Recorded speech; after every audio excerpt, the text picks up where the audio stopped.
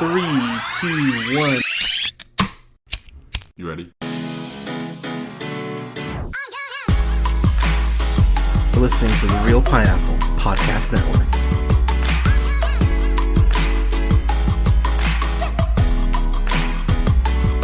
Good evening, everybody. Thank you so much for listening. This is the Real Pineapple. Humble host Hunter here, and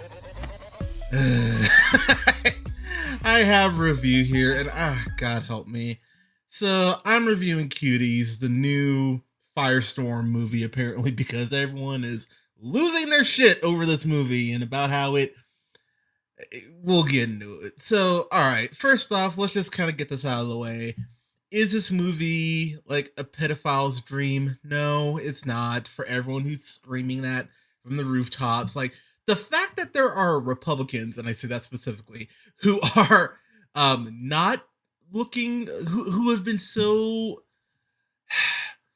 The fact that there are certain Republicans that have been so like, oh, Trump's the best, even though he grabs one by the pussy, and yet they're asking the Justice Department to look in the Netflix for this movie. First off, the hypocrisy is hilarious to me.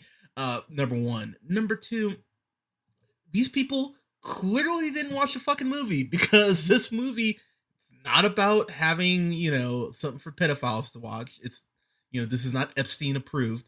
This is just honestly a movie about a girl. It's really coming of age film. That's what this movie is. And the fact that people aren't grasping that, and again are just leaning to the outrage, it's not surprising, but it's a shame. And I gotta put this on Netflix, because Netflix put out that fucking poster, and the moment people saw a poster, people were ready to go, cancel Netflix, like Reverend Lovejoy's wife. Will someone think of the children? That's exactly what everyone started doing when they saw a fucking poster. And I'll be the first to admit, when I saw the poster, my reaction, while I was sitting here with my partner, I looked over at Alea and I was like, the fuck? Like, I had that same reaction. I fully admit that. So I went in the movie very concerned, and I can say after watching it, it's fine. It's not great. It's not, the giant dumpster fire that many people are praying that it is. It's just fine. It is what it is. So, this movie itself goes ahead and takes stars, and I'm gonna butcher actors' names here, so I apologize in advance.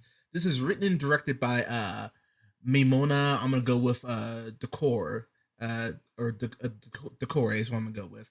And this stars actress named Fathia Yusuf, who plays Amy. And the thing about Amy, and this is where, for me, I feel sympathy immediately for his character. So she is living in this, essentially an apartment complex, and she's living with her mom and her brother. I can't remember the brother's name. He's really not important. But she is feeling ignored, and she's feeling not listened to. And the mom, who's played by Mignonnes Guaye, is what I'm going to go with, who plays Miriam, she herself is going through not a divorce, I would say a separation with her husband. Her husband is not, her husband's in the picture, but he is not there with them. You find out later on in the film that he ends up meeting another woman, and that he's intending to go ahead and not ever go meet them, but go ahead and start this new life with this woman. And the thing that's so difficult about this movie is that it's so uncomfortable. I know you probably, if you've looked up reviews already, some people are comparing this to that 95 movie Kids, which, if you have not seen that movie, is incredibly fucked up. I've only seen it once. This reminds me more of that movie 13 with I'm blanking on her, the chick from Twilight, Nikki, can't think of her last name, but it reminds me a lot more of that film than of Kids.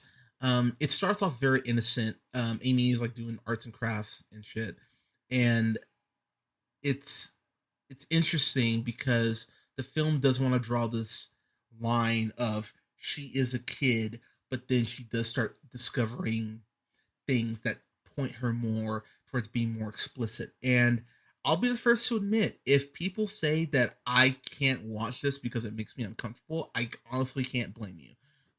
I will say myself, the dance numbers as they progress, because the first time she sees one of the girls who she ends up being in a dance troupe with, she sees her dancing in a laundry room, and I believe that's Angelica, I want to say. But she sees her dancing, and she's not dancing like provocative or anything. She's really just kind of swaying. The film itself is very heavily influenced by a reggaeton music, and so there's a lot of that in the film. But she sees her dancing, kind of goes like, "Oh, okay." The big thing about this movie that I think is gonna probably be the thing that drives people more insane than even the pedophilia that's not there is that this is really a critique on religion, Islam in particular, because her mom, as I mentioned, is going through this thing with her dad where, he's like, peace out. Like, I'm not going to be here. I'm not going to be around anymore.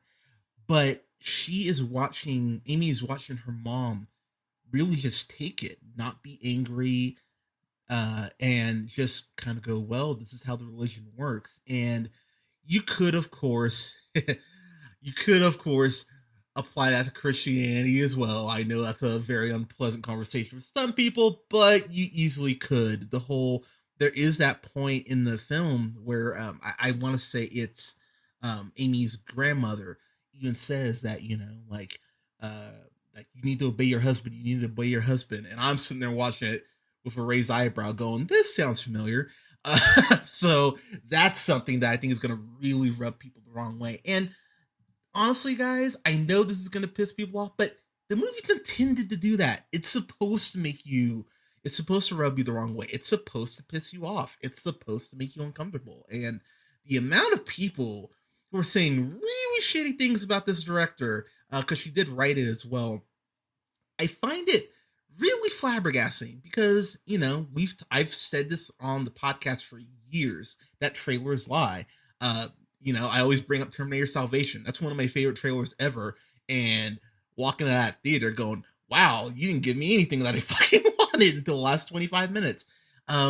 This film, you're gonna feel uncomfortable from pretty much the 20-minute mark on.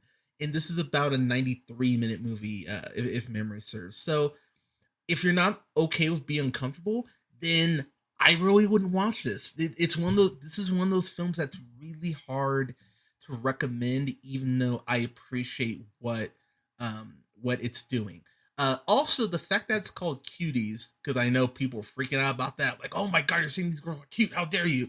That's the name of the group. It's like the fucking Bratz movie, how they're called Brats. Like that, it's the same goddamn thing. So people freaking out about them being called Cuties, that's where it comes from. Calm down. It's really frustrating, and I'm trying to keep my cool on this because I've been arguing with people about this movie for the last 36 hours ish, and I just finished it no more than 10 minutes ago. There are some scenes here that I found incredibly effective, and this director, as I mentioned, Maimona Kore, she's only 35, and I would say that she has a long career in front of her, but to be honest, guys and gals, I think she's done after this.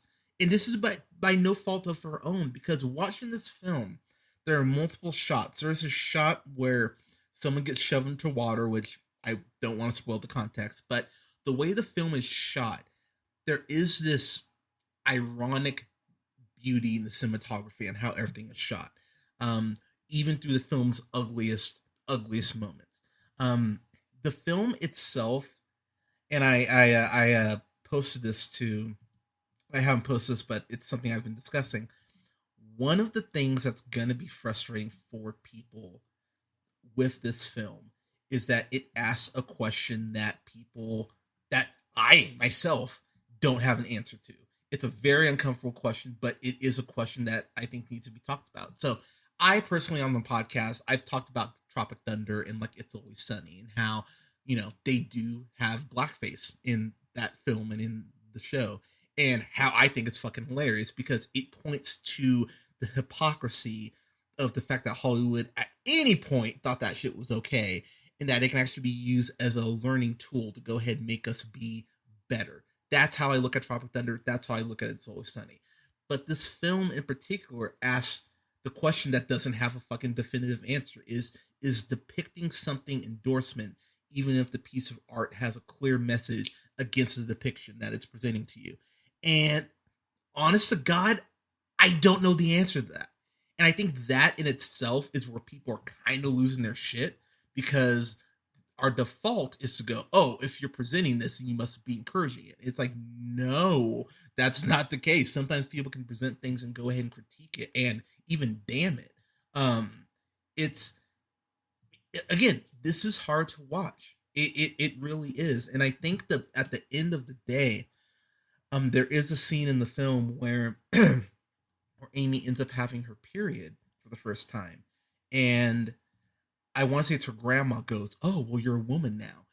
And that is one of those moments where I sit there and I go, oh my God, people aren't fucking getting this movie. Like, you clearly went in ready to hate it and not trying to actually digest and work with what the film's giving you. Because first off, no, she is not a woman. She is an 11-year-old girl, not a woman, a girl. And the movie makes that point very clear by the end. And also, another thing that this film brings up that, again, is going to be very uncomfortable for some people to think about. Anytime Amy gets into trouble, because her and the rest of the, I'm not going to call them cuties, that's just weird, but her and the rest of the, of her friends, they are using their sexuality or the fact that they are girls to go ahead and get out of situations. There's a point later in the film where they just walk into this laser tag place because one of the side door was open, and they walk in, they play a game, and the manager of the manager of the place, of the laser tag place, is like, what the hell are you doing? Like, you need to pay for this. And they're like, well, we don't have any money. And so they're trying to go ahead and peace out. And he, rightfully so, is like, yeah, you just stole a fucking game of laser tag. What the hell's wrong with you? And so then the girls start freaking out because he grabs one of their arms because she is trying to leave. I think he grabs Amy's arm and goes, oh, well, like, oh, what are you, some kind of pervert? Why are you touching me? Why are you touching me? And they start freaking out. So that manager, I think he's like the assistant manager, he starts, of course, freaking out, going, oh shit, what the fuck? Like, I didn't do anything. Then his manager comes out and is like, what's going on? And that's when the girls start kind of like doing their, as the kids say, rat shit, dance moves. But the thing that's so unnerving about that scene is that the younger manager is clearly like, he's looking away. He's like, the fuck are you, like, what are they doing? The older manager is watching them. And that's a scene where I went, oh fuck, oh no. And it's a very uncomfortable scene. And it does unfortunately bring up the fact that there are men out there who like that. And even the younger manager kind of like hits the manager. It's like, what the hell is wrong with you? And I went, okay, I'm happy that he called him on that shit. Even the big sort of dance number at the end of the movie that I'm assuming is the thing that everyone's freaking out over because, it shows them grinding and all that. They cut to the crowd, and the women in the audience, a lot of them being younger, are like covering their kids' eyes, like, don't watch this. But there are men in the audience, like dads, who are watching going like, oh, okay. And it's like, no, don't think like that. What the fuck? I did appreciate that there are men in the audience who are looking away like, okay, this is weird, I'm not watching this. And there are those moments in the film where you are just going to go, fuck, this is uncomfortable. Fuck, this is uncomfortable. Fuck, this is uncomfortable. But I don't believe there's anything in this film that's not there without a true purpose.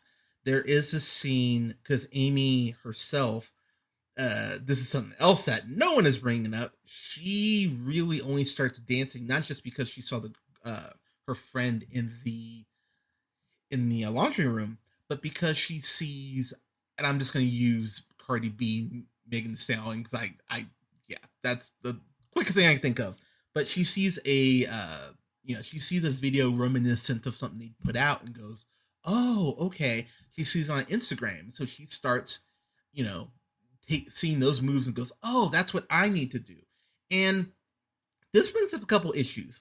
One, I remember, and I'm going to sound like old man Hunter here, but back in my day, I remember I didn't get a TV I didn't get a TV of my own in my room till I was 15 years old.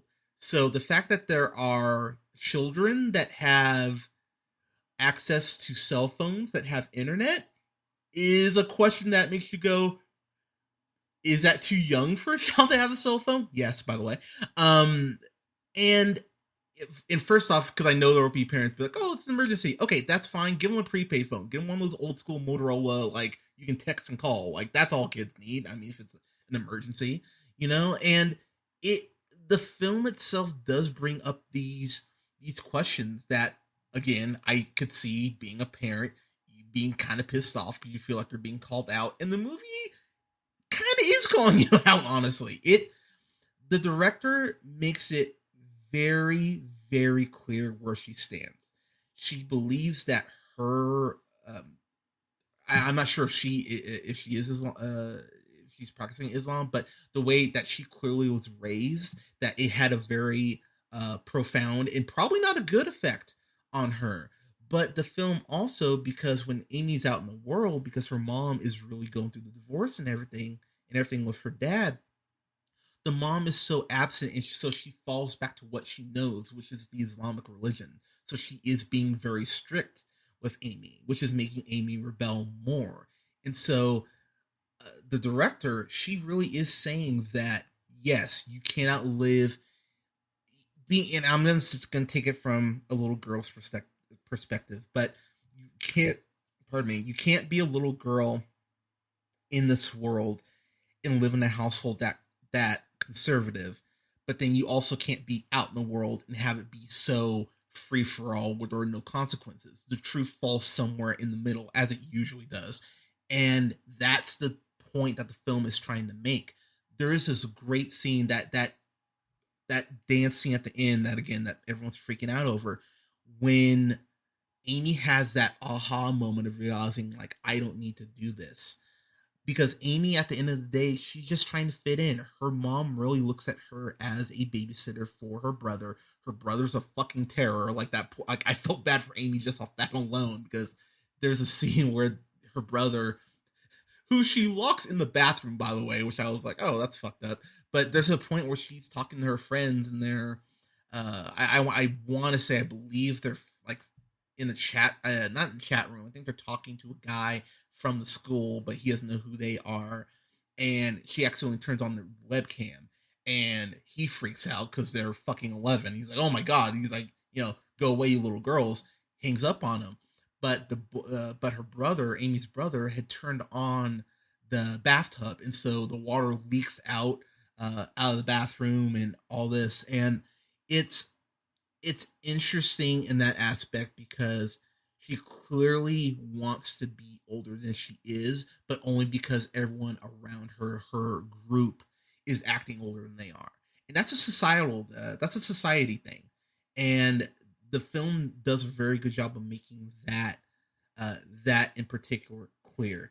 It is really going to ruffle some feathers. Like, and again, I get it. I understand if this is just something that people can't watch, but the film itself does these things where it's very deliberately reminding you that she is a child and not an adult just because she had a fucking period. I mean, there's a point where she's her and her friends have a candy eating contest. Like, I it's a very sweet scene, but there is that underline of, oh God, what's potentially around the corner. Also, that something else that I have not read really anyone bring up. She's a dark-skinned girl, and it really paints the very ugly and real picture of how society treats darker skinned girls than lighter skinned girls. I mean, there have been studies. The one I can think of was, I want to say, 2017 from Georgetown University, talking about how um, us here in the states, us here in America, I believe see women of color like 4 or 5 years older than they actually are once they hit around 11 or 12, which is a huge fucking problem when you think about this fucking movie. Um, One of the girls even says in the film, "Oh my god, I'm Kim Kardashian," because she put on her makeup and she like tied off her shirt and she's like popping her butt. And I'm just like, hey, movie, like this is what it's fucking talking about.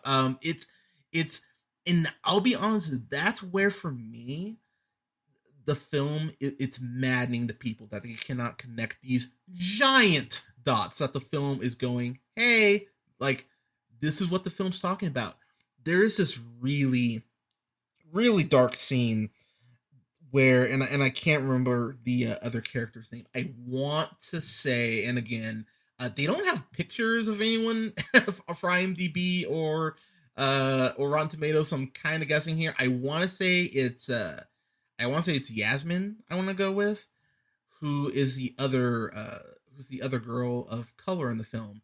She finds a condom and goes ahead and blows it up. And so the girls, they're fucking 11 years old. They don't know anything about sex. They start freaking out. They're like, oh my God, it's a condom. You have AIDS now. You have AIDS now. And they are freaking out because, again, they don't fucking know any better. But she blows up the condom.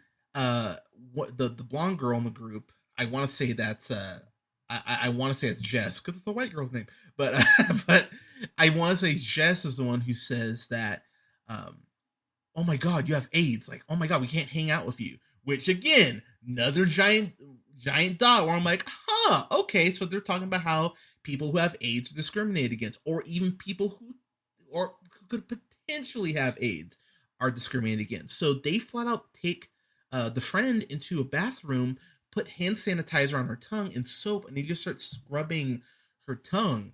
And it really does point out to the fact, again, that these are fucking children and they don't know any better, and that the world is not educating them because, again, they don't point out how the other girls are living if they have their, both parents at the home or everything.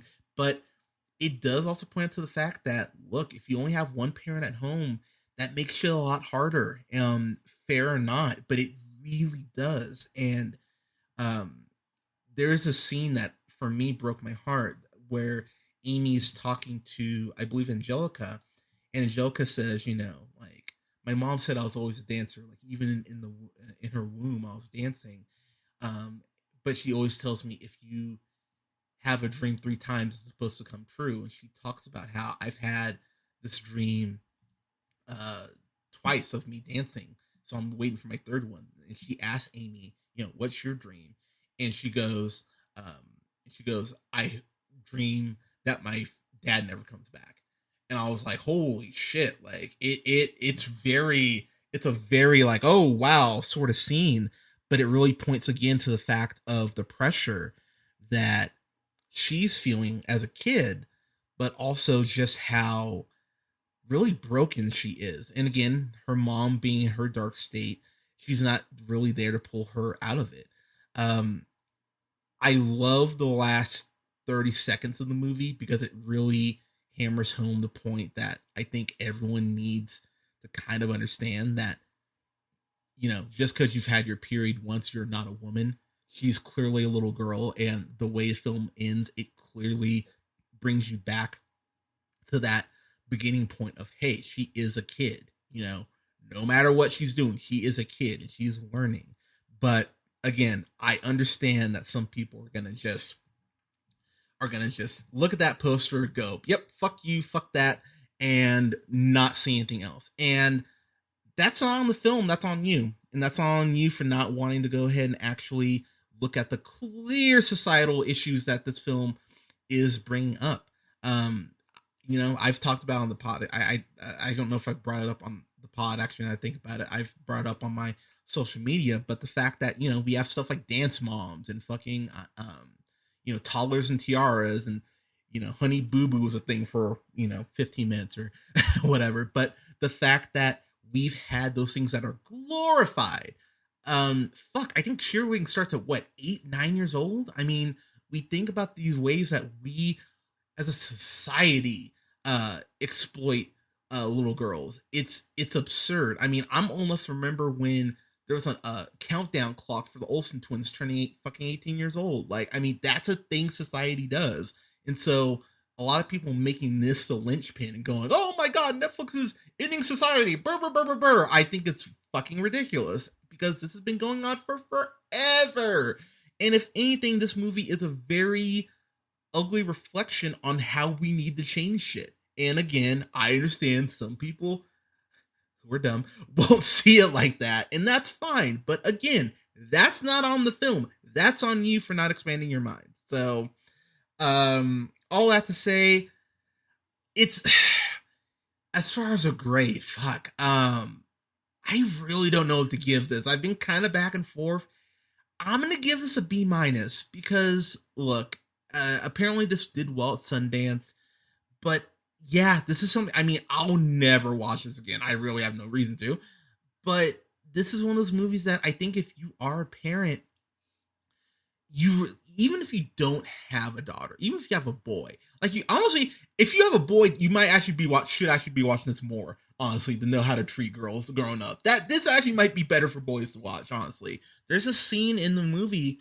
Last thing I'll bring up here, but there's a scene in the movie where, and this is a scene that everyone's kind of been talking about, where Amy like takes like a nude selfie of herself and uploads it to, I can't remember what the platform is. It's not Instagram, but I guess it's whatever. It's some social media platform. And she's in class the next day, walks by this kid, and this white kid walks up, smacks her on the ass. And the teacher, rightfully so, is like, what the hell are you doing? You need to go to the principal's office. And he goes, and I'm paraphrasing, but he goes, well, she uploaded that picture, like she's being a slut, so why is it a big deal? And so she grabs a pin and stabs it through his hand. And I went, oh my fucking God. I mean, again, she's right, because, you know, just because you're being a slut for yourself doesn't mean you're trying to be a slut for everyone, which is, you know, something that our president should learn. But it's stuff like that where I go, this movie is not just shock value. It's clearly trying to teach people. And again, if you're too triggered and upset to get the lesson, that's on you. That's not on the film. So I'm going to give this a B minus. But I would really encourage you to paraphrase Denzel from Training Day. Like, you're hearing me, but you're not listening to me. Really watch this movie and make the decision for yourself. Put away your bias, put away your fake outrage, and actually watch this film and decide for yourself what you think it is. Because I really do think there is good here, but you have to get past the way Netflix marketed this. And seriously, I gotta save Netflix. What the fuck? Because this director, she's 35 years old. If this is her floor and she's already causing, like, she's already clearly can direct, because this film is well directed. But her career might be done because of one stupid fucking decision that Netflix made. So I'm curious if she's gonna get a chance to do anything else. She might have to go away for 5 years and try again, which again fucking sucks because this is through no fault of her own. It's through the marketing. So guys, girls, I would really give this a chance, watch it, see what you think, and make your own decision. Don't let people's outrage about this shit throw you off. Give this a watch, really decide for yourself. So anyways, have you seen this? Let me know what you thought in the comments below. You can follow us on, go ahead and like us on Facebook at The Real Pineapple. You can follow yours truly on the Twitter at JHunterRealPineapple. You can follow Scott on Twitter at Nearman1st. And you can go ahead and like, share, and subscribe. You can find us on SoundCloud, Apple and Google Podcasts, Podbean, Stitcher, and iHeartRadio, SoundCloud, Spotify, and TuneUp at The Real Pineapple. Thank you so much for listening. We'll have reviews this week for The Umbrella Academy seasons 1 and 2, and we will have review as well for oh god, not I almost said unplanned, but I was like, that's not right. But for that new HBO Max movie that I'm completely blanking on the name Unpregnant. That's what I was thinking of. So we'll have a review up for that this week. Sticking on things that everyone can agree on. But but thank you so much for listening. Please stay safe out there. If you're in California, on the West Coast, I'm over here in Nevada. Please stay safe with the fires and everything. Take care of each other, and we'll talk to you guys soon.